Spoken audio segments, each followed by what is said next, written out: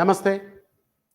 నమస్తే tutors sir. Pride edutech private limited చేస్తున్నటువంటి teachers యొక్క సన్మానము, వారి యొక్క సేవలను యావత్ ప్రపంచానికి తెలియచేయడంలో భాగంగా చేస్తున్నటువంటి ఐడియల్ టీచింగ్ అవార్డు ప్రోగ్రాంలకు మీ అందరినీ సాదరంగా ఆహ్వానిస్తూ ఉన్నాను.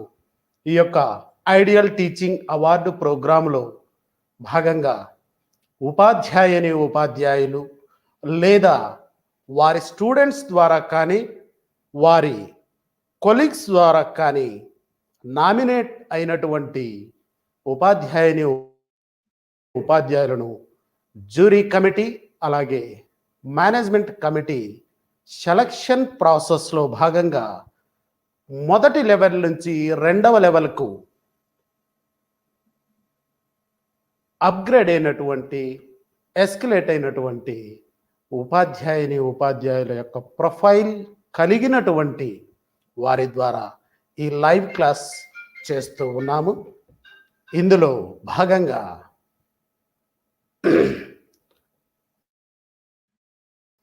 ఉపాధ్యాయ క్లాస్ ఇస్తూ ఉన్నాము.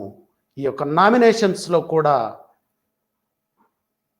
చాలా అప్లికేషన్స్, ఈవెన్ ప్యాథటిక్ సిచ్యువేషన్లో కూడా చాలా అప్లికేషన్స్ వచ్చాయి. వారందరికీ నామినేట్ చేసిన వారికి, నామినేట్ చేసుకున్న వారికి అందరికీ కూడా మొదటిగా శుభాభివందనలు తెలియచేస్తూ ఇప్పుడు లైవ్ క్లాస్ను డి రామలింగేశ్వర శర్మ గారు, వీరు బీటెక్, M.B.A, PhD పర్సూయింగ్. వారు టెక్నికల్ క్లాసెస్ అలాగే మేనేజ్మెంట్ సబ్జెక్ట్ను తీసుకుంటూ టీచింగ్లో ఉన్నారు. వారి లైవ్ క్లాస్ను ఇప్పుడు మీరు చూడొచ్చు. వారు చెప్పే లైవ్ క్లాస్ M.B.A క్లాసెస్కు సంబంధించిన మేనేజ్మెంట్ సబ్జెక్ట్ను ఇప్పుడు వారు చెప్తూ ఉన్నారు. ఎస్, రామలింగేశ్వర శర్మ గారు. Yeah, good afternoon. ఎస్, మీరు మీ పరిచయంతో. First, thanks for introducing me towards all these people. I'm thankful to you for introducing me towards all these people. నా పరిచయం నేను ఆల్రెడీ మీరు చెప్పారు, అవన్నీ కరెక్టే. M.Tech రోబోటిక్స్ చేశాను, M.B.A ఫైనాన్స్ అండ్ మార్కెటింగ్ చేశాను, PhD పర్సూయింగ్ చేసుకుంటున్నాను మేనేజ్మెంట్లో. ఇది నా ప్రొఫైల్. ఇప్పుడు ఒక టాపిక్ నేను తీసుకున్నది ఏంటంటే, I want to talk about the motivation topic which is in the management subject. ఒకసారి నేను నా PPT షేర్ చేస్తాను సార్. ఎస్, చేయండి. Everything is there online. Yeah.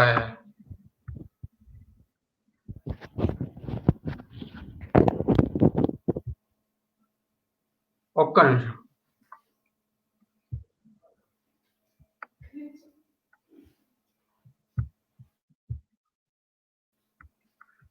Sir ఒక్క నిమిషం, 1 సెకండ్ సార్.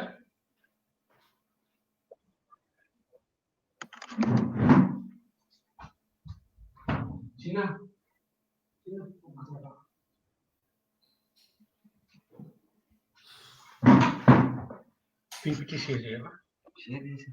స్క్రీన్ షేర్ చేయకుండా theories of motivation.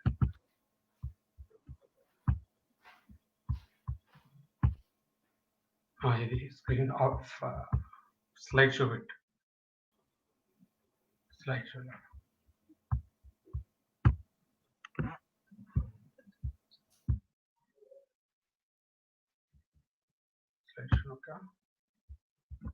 Hello hello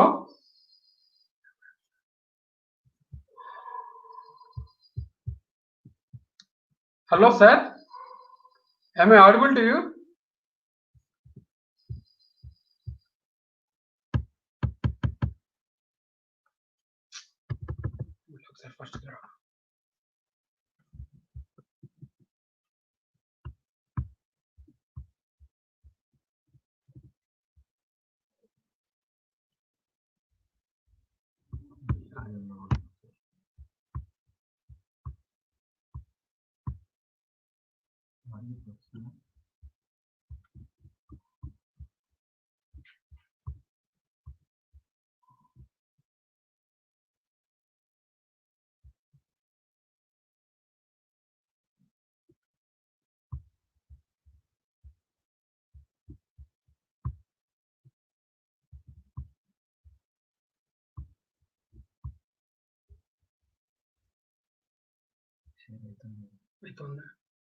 Slide show అలాగా కొడితే ఇక్కడ slide show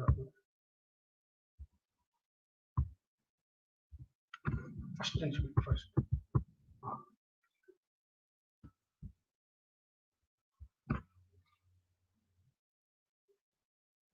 Hello.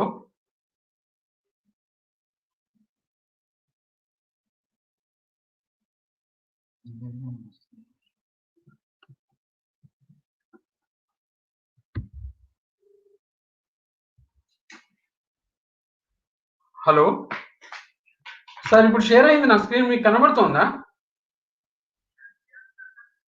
Okay, now I will start giving the presentation then. Fine sir, fine. Yeah, thank you. వినబడుతుందట నా voice వినబడుతుంది. వీలైతే ఉంది ఇక్కడ ఏమనుకో. Hello, my name is DRL Sharma, and now I am going to give a brief presentation on theories of motivation. My favorite subject, this is motivation. Why I have chosen this topic is what is meant by motivation basically. Basically, how do we define motivation? Motivation is an inner drive within the individual that takes him towards a goal-oriented behavior. That means motivation is something that defines in which direction your behavior will be.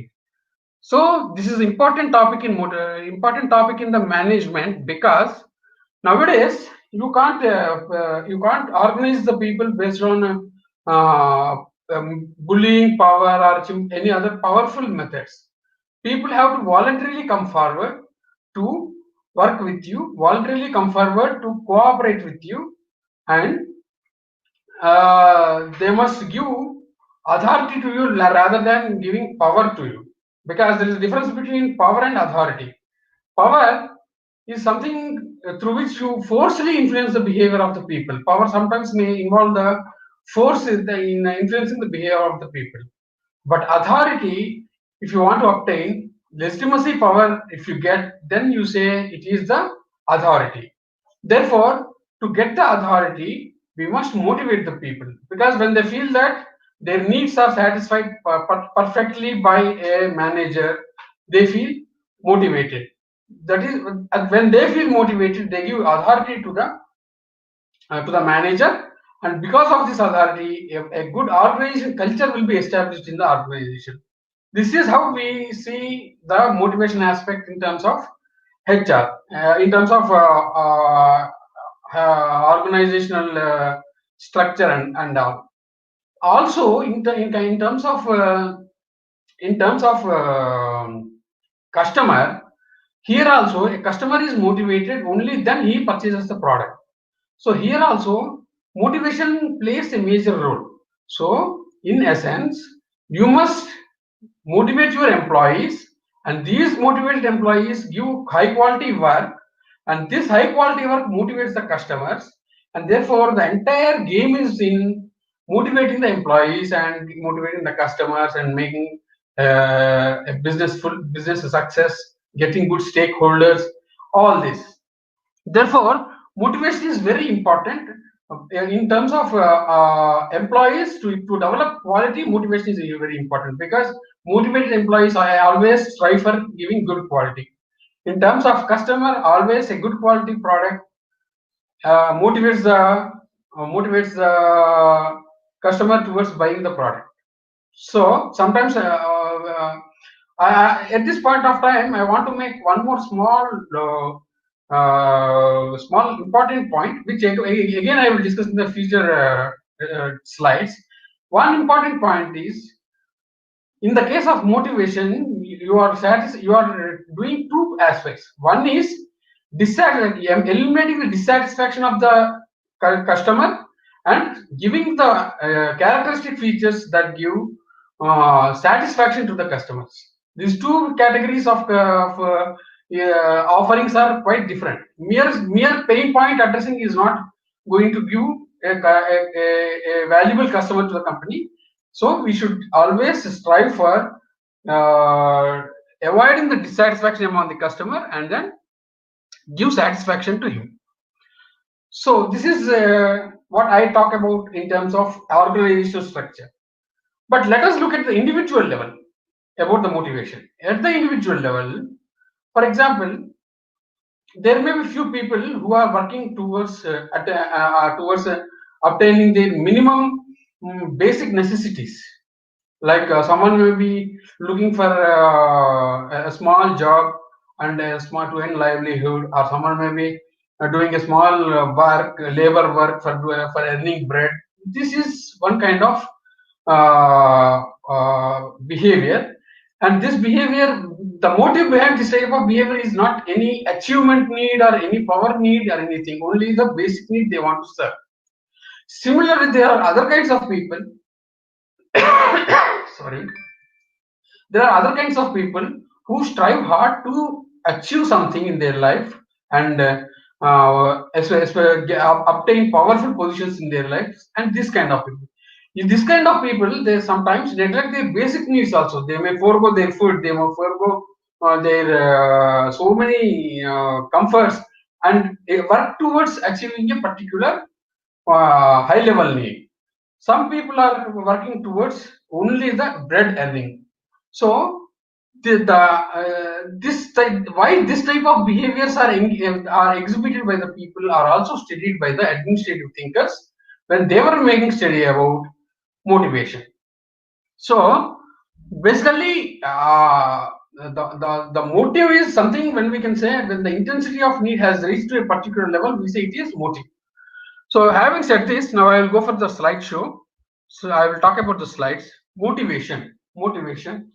And in this very first slide, we are going to discuss that motivation can be described as the internal force that impacts the direction, intensity, and endurance of a person's voluntary, that's very important point, voluntary choice of behavior. So motivation, how we can describe? It is the internal force. What it does, it impacts the direction. For example, a person may be having power need, but the direction he takes may be to become a CEO. Similarly, a person having the same power need may take a direction for becoming an IAS officer. A person having power need may sometimes, based on his environment and all, he may take the direction of becoming a union leader.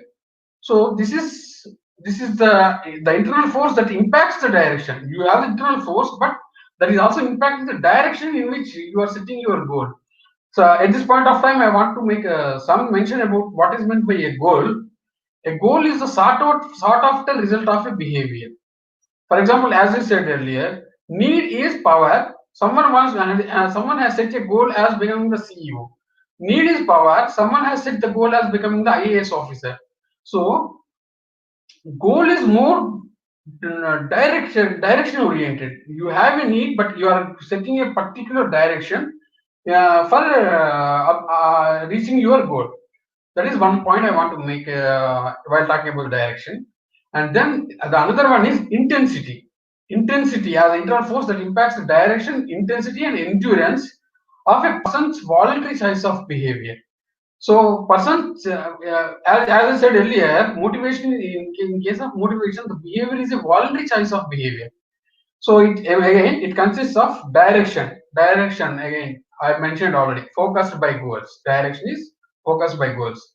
Intensity means bulk need becomes more. It becomes a motive.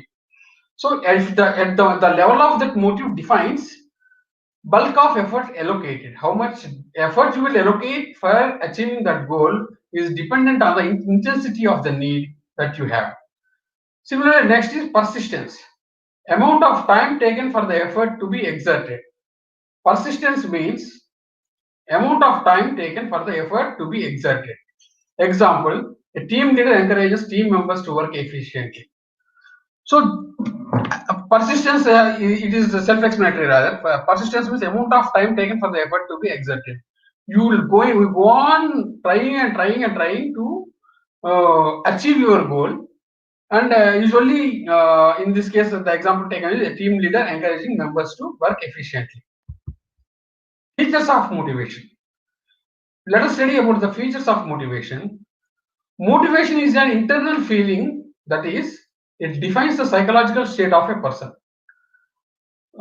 It is an internal feeling because one of the, it's important to mention at this point of time that one of the administrative thinkers said motivation comes from because of our physiological or our psychological imbalances. Because of the deficiency occurred in our physiological or psychological imbalances, we try to solve the tensions developed because of these imbalances, and our behavior is directed towards reducing these tensions. So it's an internal feeling. It is a continuous process, and we must make sure that it is not disturbed.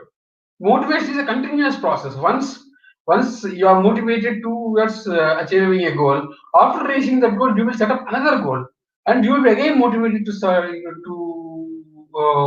achieve that goal. Similarly, in this process, it is a continuous process whereby you want to get motivated to achieve goals, and once the goals are achieved, you put up another higher goal, and the cycle goes on. Next, a person should be encouraged completely. A person should be encouraged completely. This is a very important point. Again, continuing with these features of motivation. Motivation consists of three interacting and dependent elements. What are they? Motivation consists of three interacting and dependent elements. And these independent and elements are needs, drives, and incentives. Needs. The requirements or deficiency which is created whenever there is physiological imbalance. So you can say physiological here, sometimes psychological imbalance also it needs to be satisfied. For satisfying that also you are motivated. So the requirements or deficiency. The need is requirement or deficiency, which is created whenever there is physiological imbalance. Next point, drives. The various camps or events organized to motivate the employees and give them new opportunities. This drives the employees towards a particular goal-oriented behavior. Drives. Incentives. This incentives usually you find more in marketing context. Sorry.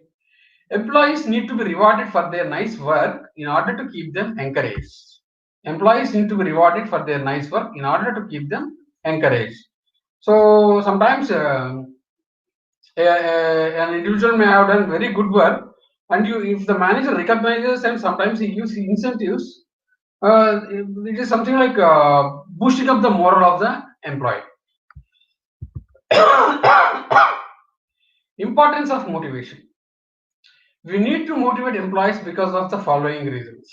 Some of them I already discussed. Again, I am discussing now. Motivated employees are more quality oriented. Very important point. Motivated employees are more quality oriented. Second point, highly motivated employees are more productive as compared to other employees. Highly motivated employees are more productive compared to other employees. One of the observations made is that in all the companies where the productivity is very high, the employees are highly motivated. Very important point. Whenever you observe a company having high productivity, in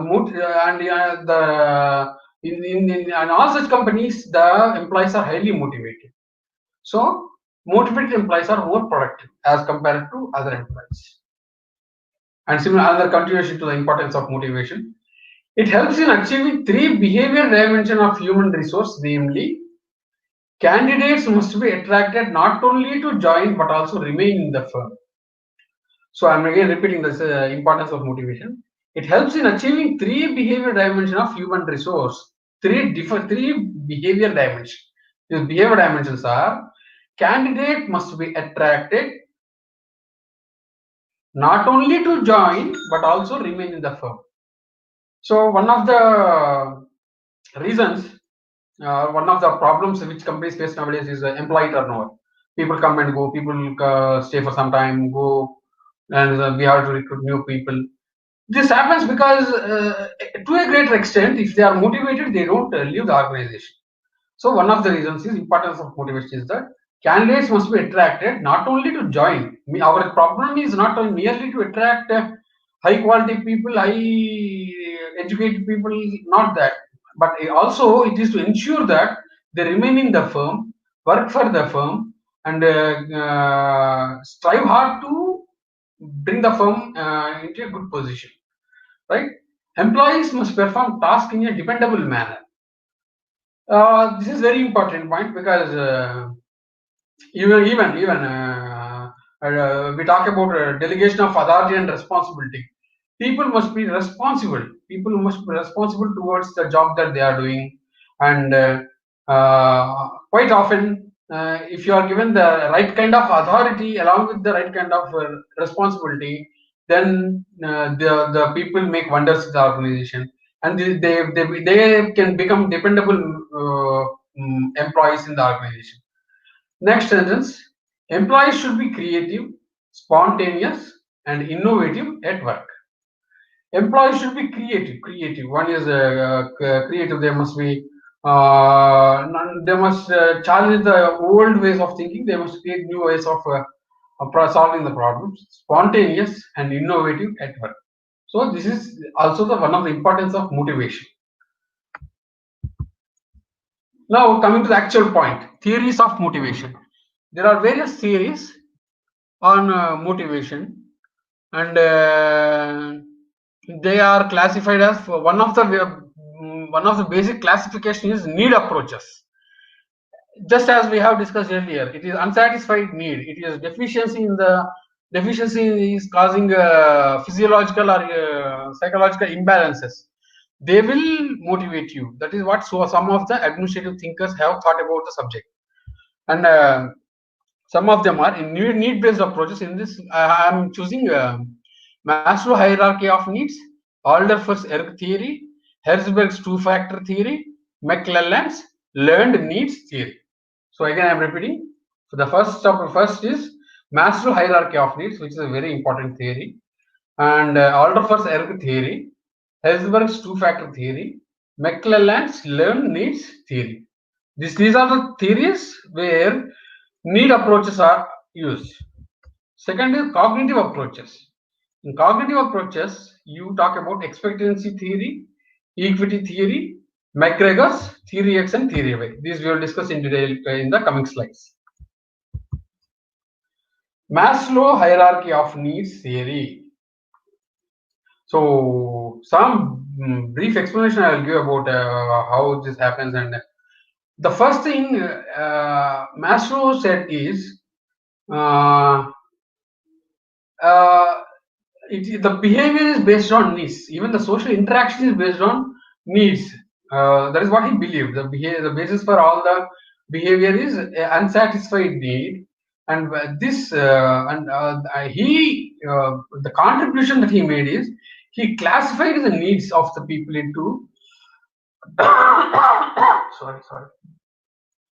he classified the needs of the people into hierarchy. That's a wonderful thing he has done. The hierarchy states that once a particular level of need is satisfied, the next level of need will prevail. So hierarchically, he arranged the needs in a hierarchy and said that people always try to satisfy their needs, starting from lower level of hierarchy to the reaching up of the upper level of the hierarchy. In this hierarchy, there are needs like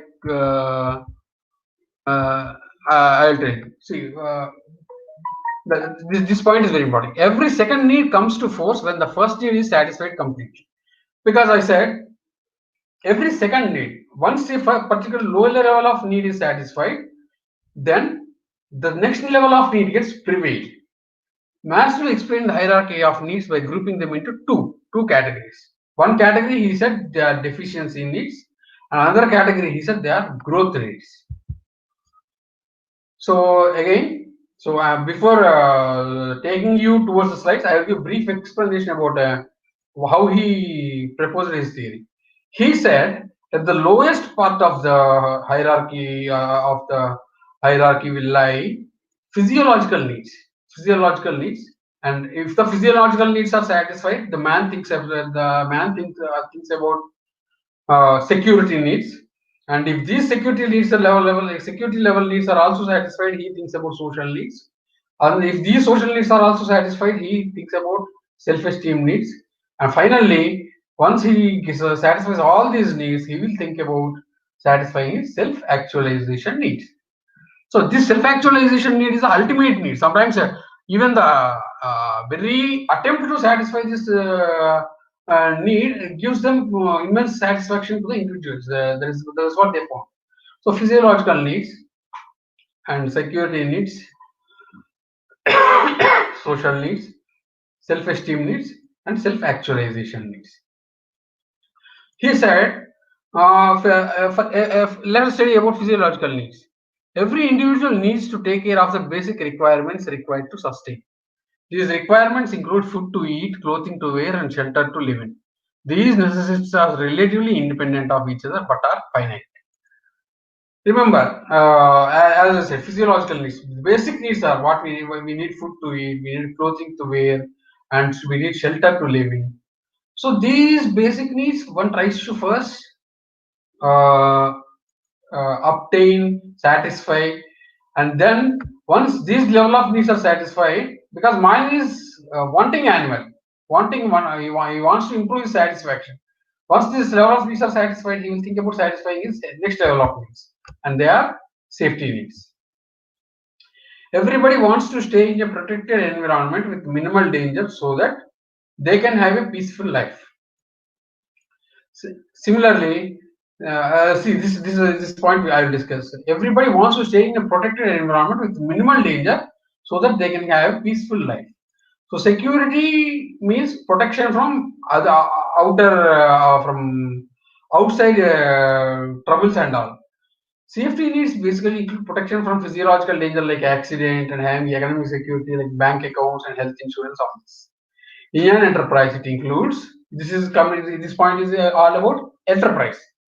In an enterprise, it includes job security, salary, increment, etc.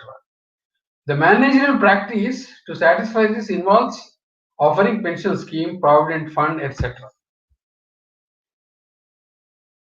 Social needs. Man is a social animal.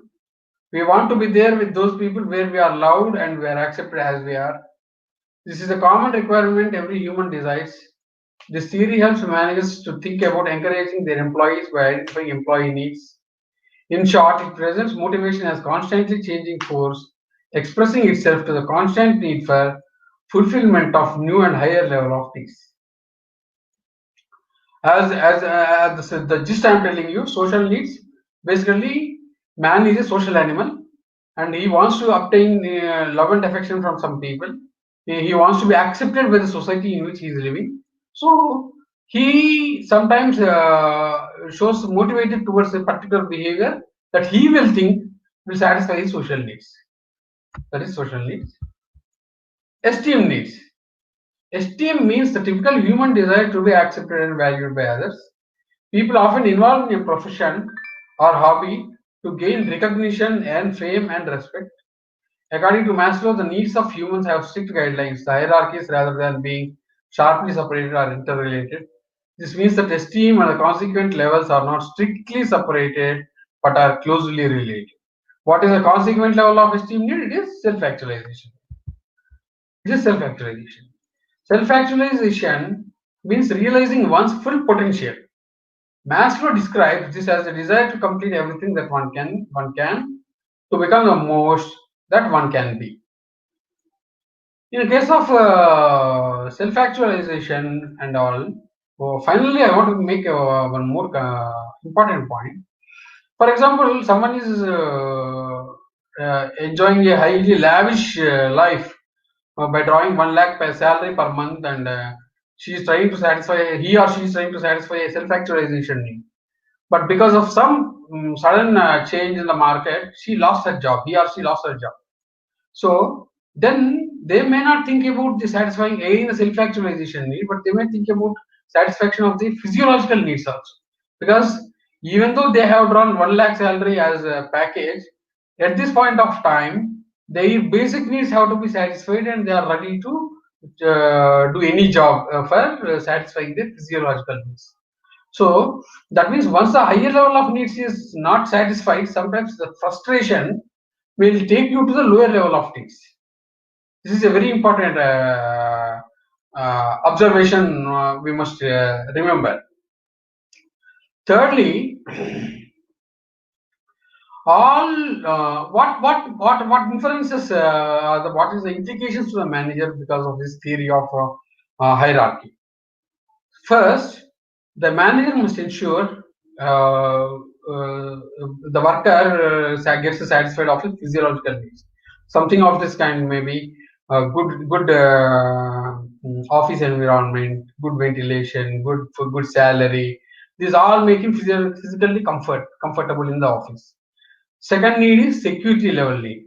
So give him good pension plans, and you ensure him that you are a valuable member in the organization. We won't just throw you out of the organization simply as just like that. We don't throw you out of organization. Give him that faith. And social needs. In case of social needs, if you want to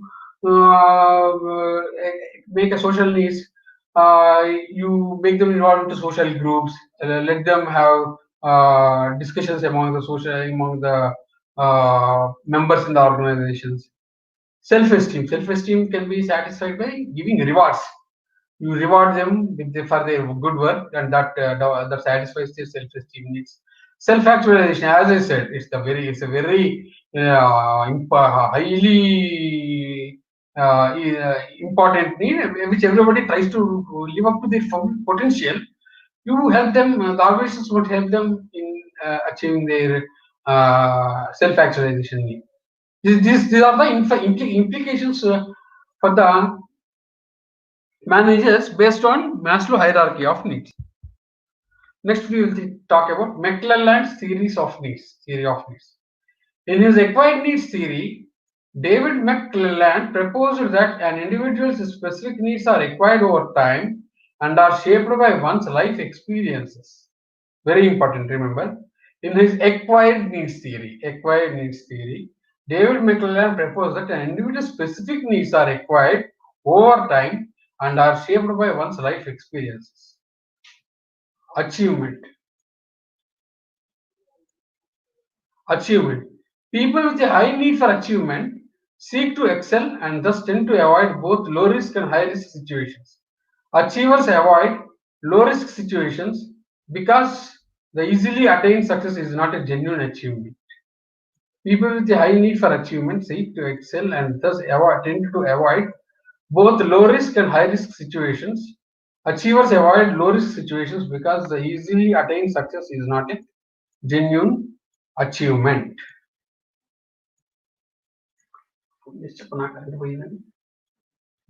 Charging కూడా అయిపోతుంది.